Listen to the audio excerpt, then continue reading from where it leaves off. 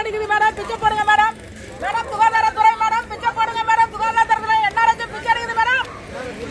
NRH ஊழியர்கள் பிச்சை எடுக்கிற மேடம் சுகாதாரத்துறையில. எல்லாரும் பிச்சை போடுங்க மேடம். 15 வருஷம் 20 வருஷம் கொத்தடிமை பிச்சை எடுக்கிறோம். பிச்சை பிச்சை பிச்சை பிச்சை அனைத்து ஊழியர்களுக்கும் சம வேலை செஞ்சு வந்துட்டு எங்களோட உரிமை எங்களுக்கு வழங்கப்படல. நடுத்தருவுல நிக்கிறோம், பணி நிரந்தரம் கோரி நிக்கிறோம். இந்த கவர்மெண்ட் வந்துட்டு 20 வருஷமா ஏமாத்திட்டு இருக்காங்க. NRH பண்ட கொள்ளடிக்கிறதுனால NRH ஊழியர்களை ஏமாத்திட்டு இருக்காங்க. உழைப்பு கேட்ட ஊதியம் வழங்கப்படவில்லை. நடுத்தருவுல வந்திருக்கோம். எல்லா குடும்பமும் நடுத்தருல நிக்குது. NRH ஊழியர்களுக்கு எந்த விதமான சலுகையும் கொடுக்கல. அடிமட்டத்துல தள்ளுறாங்க. பல்ல நோண்டி நாங்க பச்சுக்கணும்னு நினைக்கிறாங்க.